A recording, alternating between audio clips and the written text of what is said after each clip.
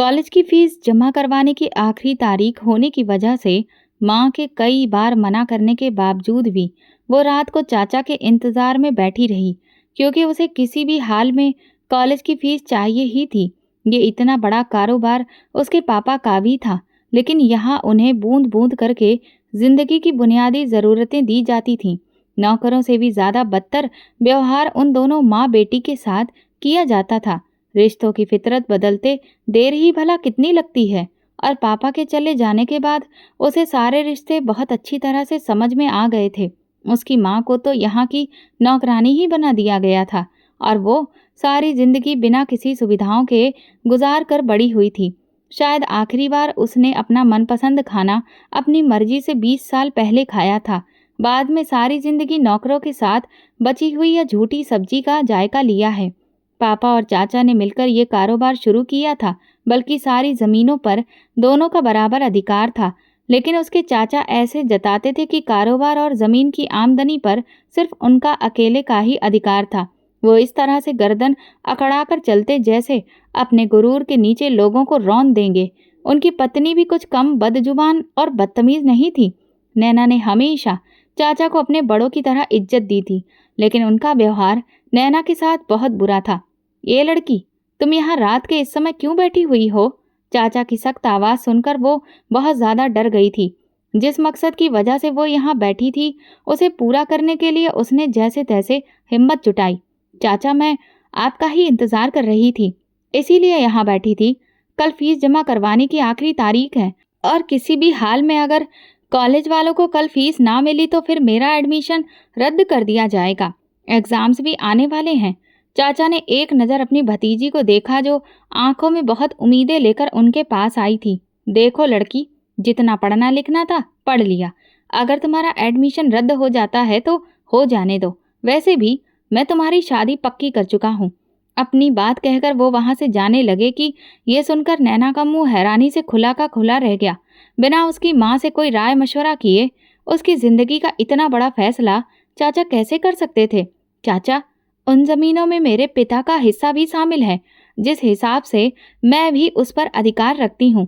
आपने आज तक उसका 10% भी मुझ पर और मेरी माँ पर खर्च नहीं किया। कॉलेज से हटवाकर आप मेरा रिश्ता कैसे पक्का कर सकते हैं? मेरी माँ को इस बारे में कोई भी जानकारी नहीं है। उसकी जुबान दराजी पर चाचा को बहुत गुस्सा आया। उन्होंने अपने गुस्से पर काबू करने की बजाय थप्पड़ से उसके चेहरे पर अच्छे खासे निशान छोड़ दिए। बदतमीज लड़की, तेरी माँ ने तुझे यही परवरिश दी है, इसीलिए तुझे मैं इस घर से विदा कर रहा हूँ कि कल को मेरे सर पर तू कोई तांडव ना करे। उसकी चीख पुकार सुनकर नैना की माँ दौड़ती हुई अपनी बेटी को सहारा देने आई। भैया, इसकी तरफ से मैं माफी मांगती हूँ, बच्ची अभी नादान है। चाचा ने बहुत पहले ही अपनी दूर की नज़र से नैना के अंदर उठ रही बगावत की महक को महसूस कर लिया था। इस वजह से ही तो उसकी जिंदगी का इतना कठिन फैसला लेने वाले थे। वो खुद भी नहीं जानते थे कि ये कुल्हाड़ी खुद उनके पांव पर जाकर गिरेगी। अपनी बेटी को अपनी ही जुबान में समझा दो कि इसकी जिंदगी का फैसला अब हो चुका है। चुपचाप दुल्हन बनने के लिए तैयार हो जाए। एग्जाम देने की कोई जरूरत नहीं है। नैना की माँ ने मुंह खोलकर अपने देवर की बात सुनी, और सब समझते ही उनका बुरा हाल हो गया। भैया, अचानक से रिश्ता कैसे हो सकता है? मैं तो उन लोगों से मिली भी नहीं हूँ। नैना पढ़ाई में बहुत अच्छी है, पढ़कर अपने परिवार का नाम रोशन करना चाहती है। उसका सपना वकील बनने का है। तभी वहाँ चाची आ गई और बोली, अरे भाभी, आप कहाँ से बेटी की पढ़ाई के बारे में फिक्र कर रही हैं? हमारे परिवार की लड़कियाँ कॉलेज तक नहीं जाती।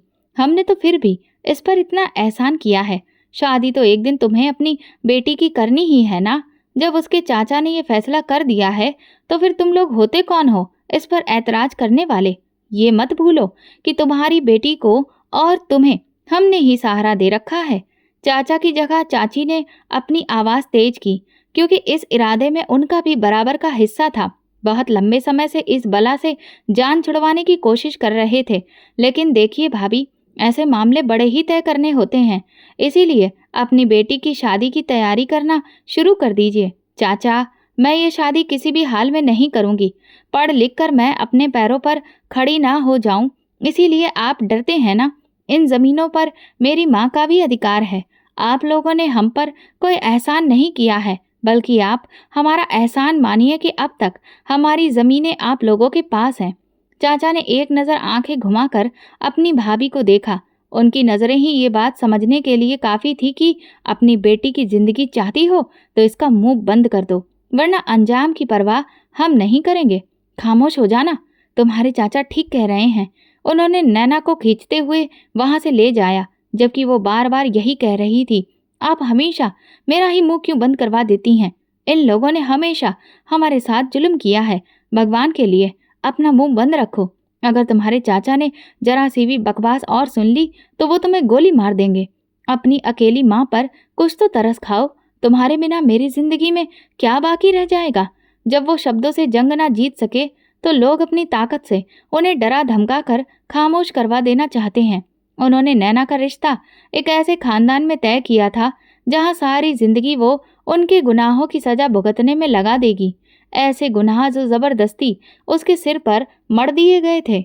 इस जिंदगी से तो मौत ही बेहतर है। काश पापा आप जिंदा होते। अगर उसके पापा आज जिंदा होते तो वो इस तरह बेसहारा होकर दूसरों के सहारे जिंदगी नहीं जी रही होती। सपनों को बुनकर वो उन्हें अपनी मंजिल तक जरूर पहुंचाती।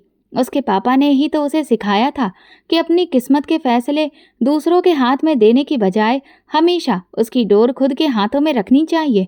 लेकिन अब तो सब कुछ चाचा के हाथ में था और वो एक कठपुतली बनकर रह गई थी। माँ हमेशा से किस्मत के फैसलों के आगे बेबस हो जाती है। उन्होंने और उनकी पत्नी ने नैना पर बहुत जुल्म किए थे। दिन रात बड़ी मुश्किल से कटते थे। माँ बेटी दोनों एक दूसरे से नजरें चुराकर सारा दिन गुजार देती थी। माँ भी तो यहाँ मजबूर थी। वो बेचारी उसके लिए भला क्या कर सकती थी? कोठी की दीवारें चिल्ला चिल्ला कर माँ बेटी पर हुए जुल्मों की कहानी सुनाती थी। चाची ने एहसान जताते हुए 4 नई जोड़ी कपड़े दिला दिए और कहा था, शादी के बाद कौन सा तुम्हें दोबारा हमारे घर में कदम रखना है? उनकी बात सुनकर वो चौंकी तो बहुत थी, लेकिन सवाल करने पर कौन सा कोई सीधा जवाब मिलने वाला था। 1 हफ्ते बाद उसकी शादी तय कर दी गई। अपने कॉलेज के एग्जाम देने की जगह अब वो जिंदगी के इम्तिहान में उलझ गई थी। अच्छा किया कि आपने इस चुड़ैल की शादी तय कर दी। वैसे भी जब से किताबें पढ़ने लगी है बहुत कानून की बातें करती है। नैना की चाची को खुद नहीं पता था कि उसकी शादी कहाँ हो रही है, लेकिन उन्हें अपने पति की चालाकी पर पूरा भरोसा था। इस कोठी पर राज करने का सपना उनका बरसों पुराना था। अब उन्हें नैना की पढ़ाई भी खटकने लगी थी। किसी भी तरह से वो उससे पीछा छुड़ाना चाहती थी और अब तो पक्के तौर पर जान छूट रही थी। वे निश्चिंत होकर बोले, उसे ऐसी जगह शादी कर रहा हूँ जहाँ वो सारी उम्र दलदल में फंसी रहेगी। अपने चाचा के सामने जुबान चलाती है, अब समझ आ जाएगा। नैना ये बातें सुनकर कमरे के बाहर ठिठक गई। वैसे इस कलमोही का रिश्ता तय कहाँ किया है? चाची ने पूछा। चाचा जोर से हंस पड़े। नैना खुद जानना चाहती थी कि उसे किस जाल में फंसाया जा रहा है। शायद चाचा ने किसी से पैसे लिए हों। अविनाश रायचंद। अरे वो तो हमारे दुश्मन हैं। आपने ही तो उनके भाई पर बंदूक तानी थी। भला उन्होंने ये रिश्ता कैसे मंजूर कर लिया? तुम्हें हर बात की तह तक जाना होता है। जाहिर है ये शादी बदले के लिए ही की गई है। उन्हें लगता है कि मेरी जान मेरी भतीजी में कैद है। नैना के पैरों तले से जमीन खिसक गई। उसे लगा जैसे कोई भारी बोझ उसके कंधों पर गिर पड़ा हो। आज तक वो अविनाश रायचंद के बारे में कुछ नहीं जानती थी। उसने उन्हें कभी देखा भी नहीं था। चाचा की बातें सुनकर वो सारी बातें जाकर अपनी माँ को बताने लगी। बेटा, अपने नसीब पर भरोसा रखो। कैसे भरोसा करूँ माँ? मेरी किस्मत तो शुरू से ही खराब रही है। मुझे तो यकीन नहीं होता कि मेरे पापा और चाचा एक ही कोख से जन्मे हैं। इस पर माँ बस इतना ही कह सकी, फिर चुप हो गई, जैसे उन्हें खुद भी सच्चाई का पता नहीं हो। इसके बाद जिंदगी अपने ढर्रे पर लौट आई। सुबह से शाम बस काम काम और काम। इस वक्त नैना की माँ के दिमाग में बहुत सारे ख्याल चल रहे थे। अगर वो अपनी बेटी को यहाँ से भेज दें तो शायद उन्हें खुद इस जिंदगी से आज़ादी मिल जाए। उनकी जिंदगी ही क्या रह गई थी? अब ये बच्ची ही तो सब कुछ थी। उन्हें नैना के लिए कोई सख्त फैसला लेना होगा, लेकिन वो इंसान भी उसके चाचा की तरह ही जालिम और क्रूर होगा। नैना ने माँ से पूछा, अविनाश रायचंद कौन है? आखिर उनके चाचा से क्या दुश्मनी है? बस यही बात उसके दिमाग में बैठ गई थी। वो उसे नहीं छोड़ेगा। कुछ साल पहले उसके पापा की मौत के वक्त उसके चाचा ने रायचंद परिवार पर इल्जाम लगाया था कि उन्होंने उनके भाई का कत्ल किया है। नैना की माँ ये बात पूरे भरोसे से कह सकती थी कि रायचंद परिवार का इस सबसे कोई लेना देना नहीं था। उन्होंने नैना को भी यही बताया। सुहाग छिन जाने के गम में वो इतनी टूट चुकी थी कि आसपास क्या चल रहा है इसका कोई होश नहीं था। चाचा अब उनके खून के प्यासे हो गए थे। हर रोज पंचायत लगाते, खून का बदला खून होगा। अपनी दुश्मनी निकालने के लिए तुम्हारे चाचा ने रायचंद परिवार के बड़े बेटे को अपने फायदे के लिए कत्ल कर दिया। तुम्हारे चाचा आज तक ये साबित नहीं कर सके कि तुम्हारे बाप के मरने में उन लोगों का हाथ है। वो जितना सोच रही थी उतना ही उलझती जा रही थी। अविनाश रायचंद अपने इस फैसले पर बहुत भड़का हुआ था। वो कैसे किसी लड़की से इस तरह बदले की आग में शादी कर सकता है? क्या उसका दिल इस बात की इजाजत देगा कि वो एक बेगुनाह को सजा दे? उसकी पुलिस की नौकरी पर सवालिया निशान उठेगा कि अगर वो कानून को जानते हुए भी किसी मजलूम इंसान पर जुल्म करे। पापा, मुझे भी बड़े भैया के चले जाने का बहुत दुख है, लेकिन इस लड़की का इसमें कोई कसूर नहीं है। अपनी माँ के बहुत बुलाने पर वो अपनी ड्यूटी से कुछ दिन की छुट्टी लेकर वहां आया था। अविनाश ने अपने घरवालों के खिलाफ जाकर ये नौकरी शुरू की थी। उसे शुरू से ही पुलिस सर्विस में भर्ती होने का बहुत शौक था। जुल्म के खिलाफ आवाज उठाने का जज्बा तो भाई की मौत के वक्त से ही उसके अंदर आ गया था। उस लड़की का इस परिवार से ताल्लुक तो है, लेकिन वैसे भी उसके चाचा को सबक सिखाने के लिए उसका यहाँ आ जाना ही काफी है। अविनाश उन्हें समझाना चाहता था कि अगर चाचा को अपनी भतीजी इतनी ही प्यारी होती तो वो ये सौदा करने के लिए इतनी आसानी से तैयार नहीं होते। अगर वो उसकी जिंदगी के बारे में सोचते तो कभी जानते हुए भी उसे इस आग के कुएं में नहीं धकेलते। वो तो बस आपका ध्यान भटकाना चाहते हैं। लेकिन अविनाश के पिता को उसकी बात पर भरोसा नहीं हुआ। उन्हें यही लगा कि ये लड़का शादी ना करने के कारण ऐसा कह रहा है। देखो, अगर तुम चाहते हो कि हमारे दिल में लगी बरसों की आग ठंडी हो जाए तो फिर चुपचाप शादी के लिए हाँ कर दो। अपने बाप की बातों को सुनकर वो बेहद बेबस महसूस कर रहा था। उन्हें कैसे समझाए कि अपने ज़मीर की अदालत में वो क्या जवाब देगा। आप लोग जो कुछ भी कहें, लेकिन मैं उस लड़की से बिल्कुल भी शादी नहीं करूँगा। मेरी पत्नी होगी, वो मेरी इज्जत होगी, और अपनी इज्जत को ऐसे जुल्म का शिकार कैसे होने दूँ? वो जानता था अगर उसका भाई आज जिंदा होता तो वो उसके फैसले का साथ देता। उसने हाथों में चूड़ियां नहीं पहन रखी थी कि पीठ पीछे वार करके किसी बेगुनाह को सजा दे। इस तरह से तो उसके सीने में लगी हुई आग कभी ठंडी नहीं होनी थी। पुलिस फोर्स को उसने ज्वाइन ही इसलिए किया था कि अपने भाई की मौत का बदला ले सके। बोलो, कैसे कह सकते हैं कि मैं अपने भाई से प्यार नहीं करता? इतने सालों पहले के जख्म वो भी नहीं भूला था। ऐसा भाई जिसने औलाद की तरह उसे पाला हो, उसके आंखों के किनारे नम होने लगे। कौन कहता है कि मर्द रोते नहीं हैं? अगर उसके किसी खास को तकलीफ पहुंचे तो वो भी ऐसे ही तड़प उठता है। आप सब लोग मेरी आदत को बहुत अच्छी तरह जानते हैं, फिर भी मेरे आते ही सबने घेर लिया। तुम्हारा बेटा इतना भी नाजुक नहीं है। कभी थाने जाकर देखो कैसे मुजरिमों की धुलाई करता है। एक माँ ही थी जो समझती थी कि ये सब गलत है। अविनाश के पिता ने अपनी बहू की तरफ देखा जो नजरें चुराकर वहां से अपने कमरे में बंद हो गई थी। इतने सालों बाद एक उम्मीद जगी थी कि उसके पति के कातिल को इंसाफ मिल जाएगा, लेकिन ये उम्मीद का दिया भी बुझ गया था। अपने बेटे को समझा दो कि हमेशा मेरे खिलाफ जाने की इजाजत नहीं दूंगा। पहले उसने जिद करके पुलिस में भर्ती ली और अब वो मेरे फैसलों के खिलाफ जा रहा है। इस बार अगर उसने मेरा फैसला नहीं माना तो मैं उसे जायदाद से बेदखल कर दूंगा। भाभी तुरंत अपने देवर के कमरे में चली गईं। उन दोनों का रिश्ता बहन भाई जैसा था। अविनाश ने उन्हें हमेशा अपनी बड़ी बहन की तरह ही माना। क्या आप भी चाहती हैं कि किसी बेगुनाह को सजा मिले? वो तो आपके पति की कातिल नहीं होगी, फिर कैसे उसे सजा मिल सकती है? तुम्हें मेरे चेहरे की उतरी रंगत और मेरे बच्चों का अनाथ होना शायद दिखाई नहीं देता, तभी तुम उस लड़की की तरफदारी कर रहे हो। वो बेबस हो गया था और घरवालों के आगे हथियार डाल दिए। सब लोग बहुत हैरान थे कि आखिर जिसने सारी जिंदगी कहा कि वो शादी नहीं करेगा, उसने शादी पर हाँ कैसे कर दी। बारात लेकर जाने का वक्त हुआ तो दुल्हन ही भाग गई। तुमने हमें यहाँ बेइज्जती के लिए बुलाया था? अगर अपनी भतीजी को इस तरह से छुपाना ही था तो पहले ही शादी के लिए हाँ क्यों किया? नैना के चाचा के चेहरे का रंग साफ बता रहा था कि उनके हाथों से कबूतर उड़ गए हैं।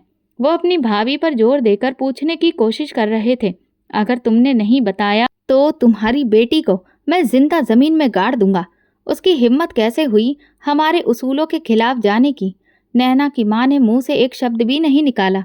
वो लहंगा पहने तेजी से भाग रही थी। माँ की जान को खतरे में डालकर वो इस दलदल से निकल रही थी। वो अपराध बोध का शिकार थी। सांसें फूल रही थी, लेकिन वो उन लोगों के इरादे कामयाब नहीं होने देना चाहती थी। शायद वो लोग अभी भी उसके पीछे लगे हों। उसका लहंगा बार बार पैरों में अटक रहा था और सुबह से कुछ ना खाने के कारण सर भी बहुत तेजी से घूमने लगा था। तभी एक बार फिर लहंगा अटका और वो मुंह के बल गिर पड़ी। अंधेरी सड़क पर एक तेज गाड़ी की रोशनी उसकी आंखों पर पड़ी और किसी ने उसे कंधे से पकड़कर उठाया। वो कोई मेहरबान इंसान लग रहा था। शायद अब वो यहाँ से बचकर निकल जाए और सुबह होने से पहले इस गांव की सरहद से कहीं दूर निकल जाए, और फिर उसका नामो निशान भी बाकी ना रहे। फिर शायद उसके चाचा के शिकारी कुत्ते भी उसे कभी पकड़ ना पाएं। कहाँ भाग रही हो? उस इंसान ने अजीब सी दिलचस्पी से पूछा। वो इस दरिया दिल आदमी से मदद मांगने के बारे में सोच ही रही थी कि डर और ज्यादा बढ़ गया। जल्दबाजी की वजह से उसकी सांस तेजी से फूल चुकी थी। मेरी शादी जबरदस्ती अविनाश रायचंद से हो रही है। मुझे शहर जाना है, वो डर से भारी आवाज में बोलने लगी। तभी उसकी मासूम सी नजर सामने खड़े इंसान की शर्ट पर पड़ी, जिस पर अविनाश रायचंद लिखा था। वो कोई और नहीं बल्कि पुलिस की वर्दी में उसका होने वाला पति था, जिससे बचने के लिए वो भाग रही थी। अचानक डर के मारे वो पीछे हटने लगी, लेकिन अविनाश रायचंद ने उसकी कलाई कसकर पकड़ ली। अपने होने वाली पत्नी को सामने देखकर वो थोड़ा चौंका था। माँ बाप की पसंद पर उसे शक भी हुआ। 19-20 साल की दुबली पतली कमजोर सी लड़की जो शायद उसका एक थप्पड़ भी बर्दाश्त ना कर सके, वो उसकी जिंदगी भर की सजा कैसे झेलेगी? उसके जवान भाई की मौत के बोझ को कैसे सहेगी?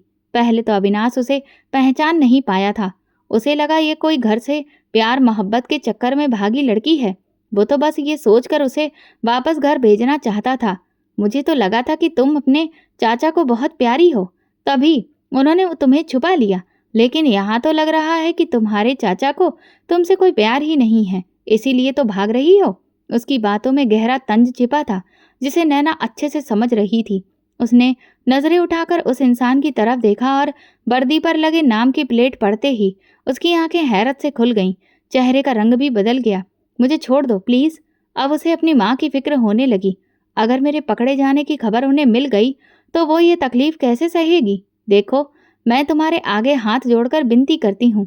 मेरा तुम्हारे भाई की मौत से कोई लेना देना नहीं है।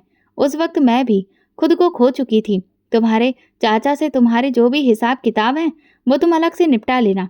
अरे वाह, तुम्हारी तो अचानक से हकलाती जुबान बिल्कुल ठीक हो गई। अविनाश ने ताना मारा। भगवान का शुक्र है कि इस लड़की ने भागने का बीड़ा उठाया। तुम जानती हो, तुम्हारे चाचा के तोते उड़ चुके हैं। उनके चेहरे की रंगत उतर चुकी है। अपनी ही बारात से खाली हाथ लौट रहा था कि दुल्हन रास्ते में ही मिल गई। वो उसे यहाँ सड़क पर अकेले छोड़ देता तो अगले दिन वो फिर से उसके बाप के हाथ लग जाती, और फिर शायद वो उसे उस जुल्म से ना बचा पाता। उसकी चीख पुकार की परवाह किए बिना वो उसे जबरदस्ती गाड़ी में डालकर शहर के अपने अपार्टमेंट में ले आया। पहले पहल वो बहुत डरी सहमी सी घर में घूमती रही, लेकिन धीरे धीरे उसे समझ में आने लगा कि अविनाश रायचंद गुस्से वाला जरूर है, पर नीच किस्म का आदमी नहीं है। इस घर से भागने का उसे कोई रास्ता नहीं दिख रहा था। इधर बलदेव रायचंद गुस्से से उसके चाचा के पीछे पड़ चुका था। उसे लग रहा था कि चाची की ये सोची समझी साजिश है। बलदेव रायचंद ने अपने कई आदमियों के साथ उन लोगों के कई अड्डों पर कब्जा कर लिया था। जमीनों को पानी देना बंद कर दिया था। जमीन बंजर होने के डर से चाचा बौखला चुके थे। अब उनकी कानूनी स्थिति रायचंद से कमजोर हो चुकी थी। वो जानते थे कि बेटे के बलबूते पर रायचंद इतना अकड़ दिखा रहा है। सालों पहले एक छोटी सी लड़ाई की वजह से उन्होंने उसे अपनी इज्जत का मसला बना लिया था। भाई की मौत के बाद उन्होंने बहुत चालाकी से रायचंद के बेटे पर झूठा इल्जाम लगा दिया। ये झूठी जीत उन्हें अंदर से बहुत सुकून दे रही थी, लेकिन उन्हें क्या पता था कि जालिम की भी एक पकड़ होती है। रायचंद ने इसी बुनियाद पर यह वादा किया था कि अगर वो अपनी भतीजी की शादी उनके बेटे से करवा दे तो उनकी जमीनों का पानी बंद नहीं होगा। लेकिन अब वो वादा भी टूट चुका था। इसने ही अपनी बेटी को भगाने में मदद की होगी, वरना उसमें इतनी हिम्मत कहाँ से आ गई? चाचा गुस्से से चिल्ला रहे थे। नैना की माँ सर झुकाकर सब बातें चुपचाप सुन रही थी। कुछ दिन इसे बिना खाए पिए तहखाने में डाल दो, शायद इसकी हालत देखकर इसकी बेटी तड़पते हुए वापस आ जाए। नौकरानी उन्हें खींचकर तहखाने में बंद करने ले गई, लेकिन वो माँ खामोशी से एक कोने में बैठ गई। उनके दिल को यही सुकून था कि उनकी बेटी यहाँ से भागने में कामयाब हो गई है। चाचा के आदमी कुत्तों की तरह पीछा कर रहे थे, लेकिन एक माँ की जुबान पर सिर्फ यही दुआ थी, मेरी बेटी जहाँ भी हो सलामत हो। देवरानी ने उम्र और रिश्ते की मर्यादा भुलाकर भी उन पर बहुत जुल्म किए थे। बहुत सख्त जान हो, इतनी मारपीट के बाद भी तुम्हारा मुंह नहीं खुला। उन्होंने कहा, अगर मुझे पता होता कि मेरी बेटी कहाँ है तब भी मैं तुम्हें कभी नहीं बताती, और अब तो मैं सच कह रही हूँ कि मुझे वाकई में नहीं पता कि मेरी बेटी कहाँ है। नैना की माँ पर हर तरह का जुल्म किया गया था। इतने दिनों से भूखे प्यासे रहने की वजह से वो बहुत ज़्यादा कमज़ोर हो चुकी थी। लेकिन तभी रात के सन्नाटे में एक नकाबपोश आदमी उनके पास आया। कौन? वो डरकर पीछे हटने लगी। उस औरत का चेहरा बिल्कुल नैना जैसा लगा। ये देखते ही उस आदमी ने अपना नकाब हटा दिया और उन्हें भरोसा दिलाया, मैं यहाँ कोई नुकसान पहुँचाने नहीं आया हूँ। देखिए, ये पानी की बोतल और खाना आपके लिए लाया हूँ। बेटा, तुम कौन हो? अगर यहाँ किसी ने तुम्हें देख लिया तो वे तुम्हारे पीछे पड़ जाएंगे। आंटी, मैं नैना का पति हूँ और आज ही हमारी शादी हुई है। मैं सिर्फ आपको ये बताने आया हूँ कि बहुत जल्द आपको यहाँ से आज़ाद करवा दूंगा, लेकिन तब तक आपको हिम्मत रखनी है। पेट भरकर खाना खा लीजिए, क्या पता दोबारा आना हो या ना हो। उसकी बात सुनकर जैसे नैना की माँ को भीतर तक राहत मिल गई। फिर उन्होंने घबराकर अपनी बेटी के बारे में पूछा, मेरी नैना ठीक है ना? वो बहुत मासूम है, उसका बहुत ख्याल रखना। अविनाश ने उन्हें पूरी तरह भरोसा दिलाया कि नैना के साथ वो कोई जुल्म नहीं कर रहा, बल्कि उसकी सुरक्षा के लिए ही उसने ये शादी की है। अब अगर उन्हें मौत भी आ जाती तो भी वो राजी खुशी उसे गले लगा लेती, क्योंकि अब उन्हें अपनी बेटी की सलामती का यकीन हो गया था। उधर नैना गुस्से से अपने सूट की आस्तीन चढ़ाती हुई सीढ़ियों से नीचे गेस्ट रूम की ओर बढ़ी। उसने गुस्से में दरवाज़ा खोला। वो आदमी उसे यहाँ छोड़कर भूल गया था। किसी अनजान आदमी के साथ रहना किसी इज्जतदार घराने की लड़की के लिए खतरनाक था। उसके पिता ने हमेशा औरतों की इज्जत की थी और माँ ने अनजान लोगों से दूरी बनाना सिखाया था, और आज वो इन हालात में थी कि दुश्मनों के घर में रह रही थी। जब भी माँ का ख्याल आता उसका दिल खून के आंसू रोने लगता। न जाने वे दरिंदे उसकी माँ के साथ कैसा सुलूक कर रहे होंगे। कहीं उन बूढ़ी हड्डियों को मारा पीटा तो नहीं। कई लम्हे वो रोते हुए गुजार देती। माँ की गोद को याद करते उसके आंसू टप टप बहते। आज इस आदमी से मैं हिसाब लेकर रहूंगी कि आखिर इसने मुझे यहाँ कैद क्यों किया है। ये हिम्मत भी उसे अविनाश रायचंद की छूट की वजह से ही आई थी। घर में लड़की की मौजूदगी देखकर मोहल्ले वाले भी सवाल उठाने लगे थे कि जनाब ने छुपकर शादी कर ली है, और वो खुद यानी अविनाश आज नैना से मिलकर हिसाब बराबर करना चाहता था कि ये लड़की उसके फैसलों को चुपचाप मानती क्यों नहीं। भला खिड़की के पास खड़े होकर पड़ोसियों की नज़र में आने की ज़रूरत क्या थी। जैसे ही नैना कमरे में दाखिल हुई, अविनाश का चेहरा लाल हो गया। नैना वापस भागना चाहती थी, लेकिन उसका पाँव कारपेट में अटक गया और वो मुंह के बल जमीन पर गिर गई। अविनाश उस वक्त कमरे में था, बिना शर्ट के आईने के सामने खड़ा अपने गीले बाल सुखा रहा था। सामने नैना को यूं गिरी देख वो अपनी हंसी रोक ना सका। इससे तुम्हें ये सबक मिला होगा कि किसी के कमरे में बिना दस्तक दिए नहीं आना चाहिए। अच्छा, फिर आपको भी सबक लेना चाहिए कि बिना शर्ट के इस तरह खड़े होकर बड़ी बड़ी बातें नहीं करनी चाहिए। नैना की जलती जुबान सुनकर वो हैरान रह गया। काश ये जुबान तुमने अपने चाचा के सामने चलाई होती तो आज तुम इस तरह सड़कों पर भागती न फिरती। उसकी इज्जत पर गहरी चोट पहुंची थी और यही वजह थी कि वो वहां से भागना चाहती थी। लेकिन इससे पहले कि वो दरवाज़ा खोलकर बाहर निकलती, अविनाश उसका रास्ता रोक चुका था। अब वो शर्ट भी पहन चुका था, लेकिन नैना ने उसके इतना पास आ जाने पर अपनी आंखें बंद कर लीं। आप मुझे यहाँ से छोड़ क्यों नहीं देते? जब तक तुम्हारे चाचा का हिसाब पूरा नहीं होता तुम यहाँ से बाहर एक कदम भी नहीं निकाल सकती। जानती हो ना, मेरे भाई के कातिल हैं तुम्हारे चाचा। अब नज़ारा ऐसा था कि अगर वो वहां से भागती तो सीधे उसके सीने से टकरा जाती। इसलिए वो दूरी बनाए रखने के लिए दीवार से चिपक कर खड़ी हो गई। आपकी दिक्कत क्या है? जब मैं कई बार बता चुकी हूँ कि मेरे चाचा ने मुझे कैसी जिंदगी दी है। अगर आपको भरोसा नहीं होता तो जाकर मेरी माँ को देख आइए, उस हवेली में जहाँ आपने उन्हें पुलिस की वर्दी में पहरे में रखा है। एक लड़की को आपने उसकी इजाजत के बिना कैद करके रखा है। उसकी हरकतों से तंग आकर नैना चिढ़कर उसे घूरने लगी। अगर मैं यहाँ से निकलूं और पकड़ी गई तो मुझे बचाना आपके लिए नामुमकिन हो जाएगा। मेरी दिक्कत तुम हो, वरना मुझे अपने घर वालों से दूर रहने का कोई शौक नहीं है। घर की सारी लैंडलाइन काट दी गई थी। अपनी माँ से वो बात भी नहीं कर सकती थी। वह आदमी घर से निकलते वक्त बाहर ताला लगा देता था। ऐसा है कि आप मेरा ख्याल रखना छोड़ दीजिए। अपने रिश्तों से ऐसी चोट खाई थी कि अब वो किसी पर भी भरोसा करने का ख्याल भी नहीं उसे आता था। दुश्मन के बेटे पर फिर कैसे भरोसा कर सकती थी? शायद वह आदमी उसकी कोई कमजोरी तलाश करने की फिराक में हो, या फिर उसके घर वालों को टॉर्चर कर रहा हो। सुबह सवेरे तैयार होकर पुलिस की वर्दी में वो घर से निकल जाता और रात को अंधेरे के वक्त दाखिल होता। अगर तुमने मेरा दिमाग चाट लिया हो तो खाना लाकर दे दो। नैना ने दिल में सोचा, हुक्म तो ऐसे चलाता है कि जैसे कि मेरा पति हो। उस आदमी की नज़रों में कोई खोट नहीं था और ना ही अभी तक उसने कोई ऐसी छिचोरी हरकत की थी। अगर वो इस घर से रात के समय निकलती भी तो कहाँ जाती? दिमाग तेजी से चलाते हुए वो खाना गर्म करने लगी। सुबह होते ही वो यहाँ से निकलने की कोशिश को कामयाब बना लेगी। अगली सुबह अविनाश के निकलते ही वो घर की तलाशी लेने लगी। इस घर की डुप्लीकेट चाबी होना तो ज़रूर चाहिए। इतने दिनों से उसने ये दिमाग क्यों नहीं लगाया, वरना वो बहुत पहले यहाँ से निकल जाती। काफ़ी तलाशी के बाद जब उसकी हिम्मत जवाब देने लगी, तभी उसे एक जगह अलमारी में चाबी का गुच्छा नजर आया। मेरा दिमाग आजकल इतना जंग लग चुका है, ये ख्याल मुझे पहले ही आ जाना चाहिए था कि कीमती चीज़ अलमारी में रखी जाती है। चाबी मिलते ही वो ऐसी खुशी से उछल रही थी जैसे कि खजाना मिल गया हो। तेजी से बाहर का दरवाजा खोलकर वो भागने लगी। ये कोई बड़ी सोसाइटी थी। शहर की तरफ उसका रुख बचपन के दिनों में ही हुआ था, इसलिए इतनी भीड़ भाड़ में वो बहुत घबरा गई थी। उसने ऐसे रास्तों को पकड़ा जो सुनसान थे। खामोशी से चलते चलते उसे ऐसा लगा जैसे दो लड़के उसका पीछा कर रहे हैं। वो अपनी रफ्तार तेज करती तो गाड़ी की स्पीड भी तेज हो जाती, और अगर वो धीमे धीमे चलने लगती तो गाड़ी उसके बिल्कुल बराबर में आ जाती। वे लोग उसकी बेबसी पर हंस रहे थे, जिससे उसे अंदाजा हुआ कि उसने घर से निकलकर कितनी बड़ी गलती कर दी है। उसे ऐसा नहीं करना चाहिए था। इस दुनिया में भेड़िए छुपे हुए थे और अविनाश की हिफाजत में उसे ये ख्याल ही नहीं आया कि दुनिया में निकलने के लिए उसे हिम्मत पैदा करनी होगी। अब उसके पैरों की हिम्मत जवाब दे गई।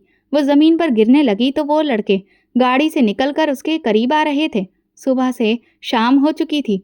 ये आंख मिचोली खेलते हुए, तुम लोगों की हिम्मत कैसे हुई इस लड़की को तंग करने की? वो गुस्से में नैना की तरफ देख रहा था। अविनाश को वहां मौजूद पाकर वो बहुत खुश हो गई थी, लेकिन जानती थी शायद वो उसे कड़ी से कड़ी सजा देगा, लेकिन उसे वो सजा भी मंजूर थी। इन लोगों को हवलदारों के हवाले करने के बाद वो नैना का हाथ खींचकर गाड़ी में बिठा चुका था। वो बता नहीं सकता था कि ऑफिस से आने के बाद वो उसे ढूंढने के लिए किस तरह मारा मारा फिर रहा था। अगर वो उसे नजर ना आती तो शायद वो सारी रात सड़कों पर उसे तलाश करता रहता। सारे दिन के तूफान के बाद अब इस लड़की ने उसे बहुत ज्यादा थका दिया था। Shut up!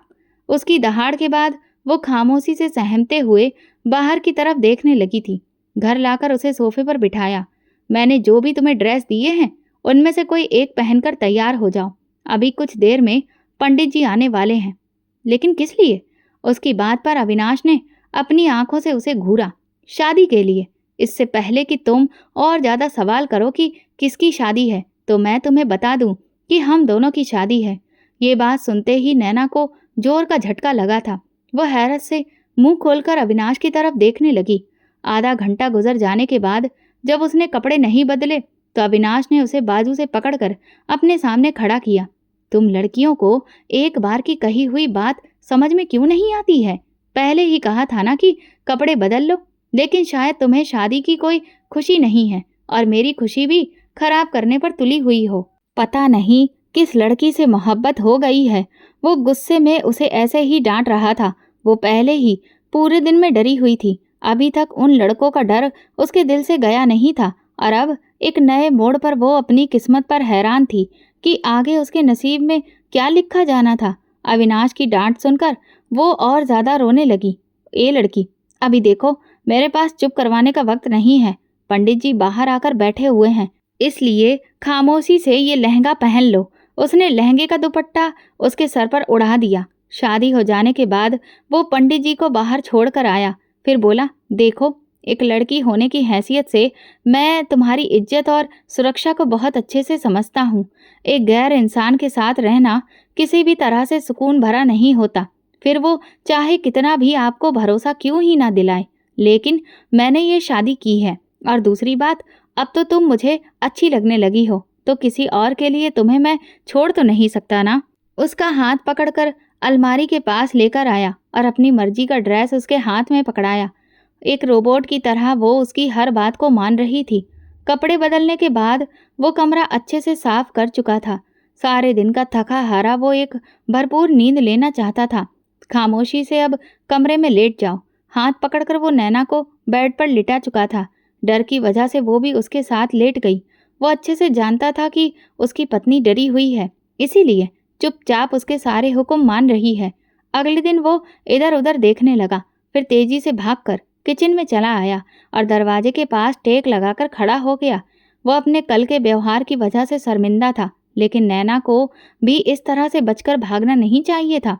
अगर अविनाश नैना की जुबान पर भरोसा कर चुका था, तो नैना का भी ये फर्ज बनता था कि वो उसके ऊपर थोड़ा सा यकीन रखे। वो बार बार अपने दिल को टटोल कर ये पूछना चाहता था कि क्या ये शादी करके उसे कोई पछतावा हो रहा है, लेकिन हमेशा जवाब इनकार में आता। शायद वो खुद भी इस मासूम लड़की का दीवाना हो चुका था। नैना सच से बेखबर चाय बनाने में मगन थी। कल से वो खुद भी बहुत डर गई थी। अगर अविनाश वक्त पर नहीं पहुंचता, तो शायद वे लड़के उसकी इज्जत को मिट्टी में मिला चुके होते। आज वह अविनाश के दिए कपड़ों में मौजूद थी। रेड और पर्पल कलर की खूबसूरत साड़ी पहने खड़ी थी। उसकी कमर से नीचे तक आते लंबे बाल उस वक्त क्लेचर में बंधे हुए थे। हाथों में लाल लाल चूड़ियां थीं जो बार बार खनक रही थीं। क्या बात है, आज तो मुझे चारों खाने चित करने का इरादा है। ये कहते हुए अविनाश ने उसका हाथ पकड़ लिया। नैना की सांसें तेज हो गईं। वो अभी तक कल की बातों को भूली नहीं थी। ये कपड़े उसने सिर्फ इसीलिए पहने थे क्योंकि अब वो उसका पति था। अगर वो अपने पैसों में से कुछ उस पर खर्च करता है तो वो हक से ले सकती थी। रुकी हुई, मेरी चाय तो दे दो मुझे। अविनाश ने धीमी आवाज में उसे छेड़ा। अचानक ये इंसान इतना नरम और खुशमिजाज कैसे हो गया? नैना ने सोचा, आप यहाँ से जाइए, मैं चाय लेकर आती हूँ। उसने कहा, अच्छा, लेकिन मैंने सुना है कि किचन में पत्नी का हाथ बटाने वाला बीवी का गुलाम कहलाता है, और तुम्हारी मोहब्बत में मैं सोरू का गुलाम बनना चाहूँगा।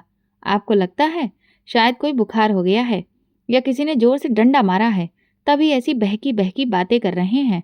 उसकी बात पर नैना की जुल्फों के साथ खेलते हुए वो मुस्कुरा दिया। उन दोनों की लड़ाई के बीच सारी रात गुजर गई। अब ये रिश्ता नैना को भी अच्छा लगने लगा था। अविनाश ने उसे वादा किया था कि जैसे ही सारे मामले सुलझेंगे, वो खुद उसका कॉलेज में एडमिशन करवाएगा। वो लड़कियों की पढ़ाई के पक्ष में था। नैना भी इसी भरोसे ये रिश्ता स्वीकार किया था। अब वो उस पर भरोसा करना चाहती थी और उसे चाहने भी लगी थी। अगला दिन अविनाश के लिए बहुत बड़ा मोड़ लेकर आने वाला था।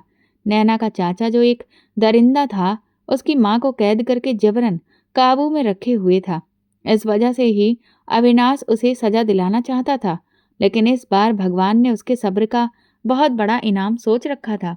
घर से निकलते वक्त उसने नैना को प्यार से चूमा और हिदायत दी, अगर पुलिस वाले तुम्हें लेने आए तो खामोशी से उनके साथ चली आना।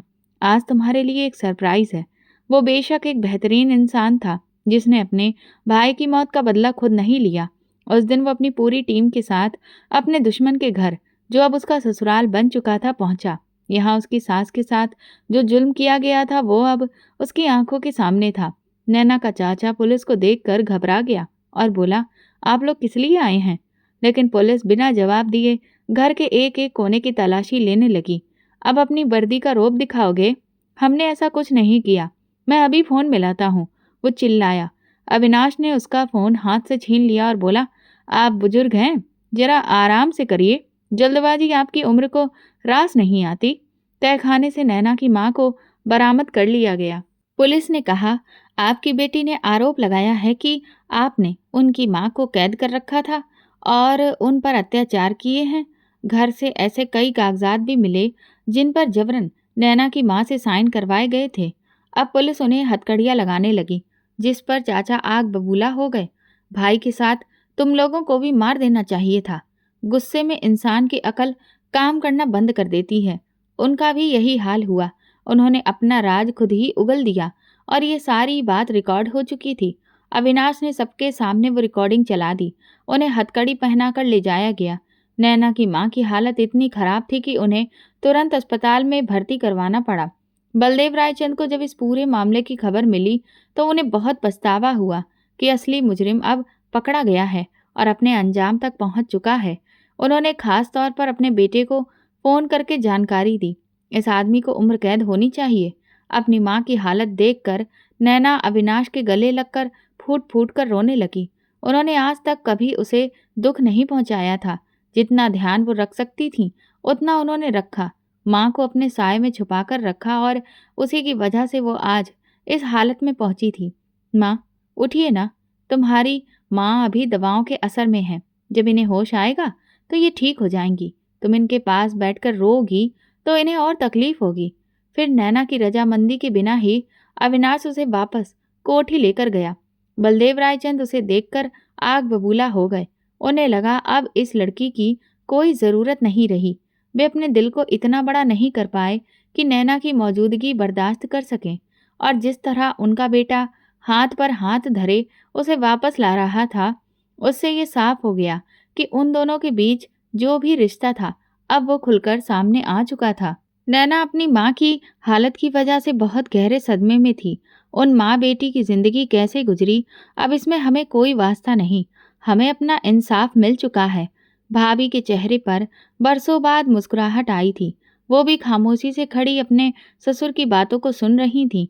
उन्हें इस लड़की से कोई दिक्कत नहीं थी, बल्कि वो जानती थी कि इस बच्ची के सर के साया भी एक दरिंदे ने छीना है।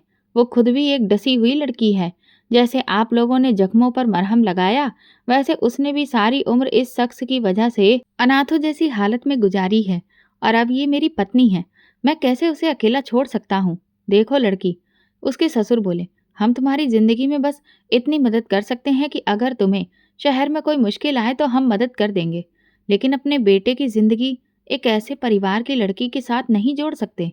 अपने ससुर की बातों को दिल से बर्दाश्त ना कर पाने के कारण वो वहां से भागने लगी। अविनाश ने उसे रोकने की बहुत कोशिश की, लेकिन वो इस बात पर अड़ी रही कि उसे वापस अपनी माँ के पास जाना है। गुस्से में आकर अविनाश उसे अस्पताल छोड़कर वापस लौट आया और कहने लगा कि वो अब उसे लेने वापस नहीं आएगा, क्योंकि यहाँ से जाने का फैसला उसका अपना था। सारी रात अस्पताल में वो रोती रही। अगली सुबह जब उसकी माँ को होश आया तो उन्होंने उसे बहुत डांटा और कहा, अपने पति को इस तरह छोड़कर नहीं आना चाहिए था। तेरे चाचा के खास लोग अभी भी तुझ पर नजर रखे हो सकते हैं। अगर तू मेरी नाराजगी दूर करना चाहती है तो वापस अपने पति के पास चली जा। जब नैना घर लौटी तो अविनाश बाहर आंगन में ही उसका इंतजार कर रहा था। वो जानता था कि सुबह माँ के होश में आने के बाद वो वापस इसी घर का रास्ता पकड़ेगी। वो उसे ये एहसास दिलाना चाहता था कि इस तरह घर छोड़कर चले जाने से रिश्ते कमजोर हो जाते हैं। किस लिए आई हो? अपने पति की नाराजगी दूर करने आई हूँ, हिम्मत जुटाकर उसने कहा, क्योंकि वो जानती थी कि पिछली बार जब वो नाराज हुआ था तो उनकी शादी तय कर दी गई थी। करो नाराजगी खत्म। सॉरी। मासूमियत से आंसू टपकाते हुए वो उसके पास आने लगी, जिस पर अविनाश ने गुस्से से उसे दूर रहने का इशारा किया। तुम्हारे इस तरह मुझे छोड़कर चले जाने से साफ पता चलता है कि हमारे रिश्ते की तुम्हारे लिए क्या अहमियत है। अगर तुम इस रिश्ते को कुछ नहीं समझती तो जबरदस्ती घसीटने का कोई फायदा नहीं। इस रिश्ते को यहीं खत्म कर देना चाहिए। उसकी बातों को सुनकर नैना का चेहरा फीका पड़ने लगा। वो इस रिश्ते को खत्म करने की बात कैसे कर सकता है? बाकी घर के लोग भी वहां आ गए। तुम भी अपने बाप की तरह पागल हो चुके हो क्या? शादी कोई गुड्डी गुड़िया का खेल नहीं होता। अगर इस बच्ची से शादी की है तो उसे निभाओ भी। उसकी माँ की बात को सुनकर वो हैरानी से देखने लगा। भाभी भी अपनी सास की हाँ में हाँ मिलाने लगी थी। उसे जरा भी उम्मीद नहीं थी कि वो आदमी ऐसी बात कर देगा। मैं आपसे मोहब्बत करने लगी हूँ। आपको इजाज़त नहीं दूँगी कि 4 दिन के रिश्ते को आप अपनी मर्ज़ी से ख़त्म कर दें। आप अपनी मर्ज़ी से मेरे करीब आए थे। आपने ये फ़ैसला खुद किया था, लेकिन हर बार फ़ैसला लेने का हक़ सिर्फ़ आपके पास नहीं हो सकता। आप नाराज़ हो सकते हैं, लेकिन रिश्ता ख़त्म करने का फ़ैसला हम दोनों मिलकर करेंगे। उसके मुँह से ये इकरार सुनकर दोनों पति-पत्नी को अकेला वक़्त देने के लिए वो दोनों औरतें अंदर चली गईं। ससुर भी खड़े होकर ये सारा नज़ारा देख रहे थे। उनका दिल भी पिघलने लगा, क्योंकि अगर उनकी पोती आज ज़िंदा होती तो इसी उम्र की होती। तो अब एहसास हो गया कि तुम मुझसे मोहब्बत करने लगी हो और हमारे बीच कागज़ के दस्तावेज़ से ज़्यादा का रिश्ता है। जी, तभी तो यहाँ आई हूँ। इस बार इसीलिए माफ़ कर रहा हूँ कि तुमने अपने सास और जेठानी के सामने मोहब्बत का इकरार करने की हिम्मत की है। लेकिन आइंदा अगर तुमने मुझे छोड़कर जाने की गलती की, तो माफ़ी नहीं मिलेगी। शरारत से अपने निचले होंठ को दबाते हुए वो बोला। नैना को एहसास हुआ कि उसने क्या हरकत कर दी है। शर्म से उसका चेहरा लाल हो गया। अविनाश के गले लगते ही वो चेहरा छुपा चुकी थी। अगर तुम दोनों की फ़िल्म स्टोरी यहीं ख़त्म हो गई है, तो कमरे में जाकर बाकी का रोमांस कर लो। माँ-बाप का तो ज़रा ख़याल ही नहीं है। आजकल की औलाद कैसी हो चुकी है। उनकी नाराज़गी में छुपी प्यार भरी धमकी को देखकर वो समझ चुका था कि वो अपनी बहू को अपना चुके हैं। लेकिन नैना तो शर्म से गड़ी जा रही थी। पहले सास और अब ससुर भी उसकी हरकतें देख चुके थे, जबकि अविनाश नैना की हालत देखकर ज़ोर से हँसने लगा।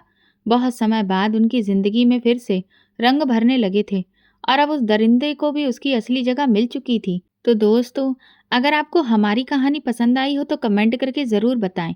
वीडियो को लाइक करें और ज़्यादा से ज़्यादा शेयर करें। अगर आप चैनल पर नए हैं तो सब्सक्राइब ज़रूर करें और नोटिफिकेशन बेल दबाएं ताकि अगली अपडेट सबसे पहले आपको मिले। धन्यवाद।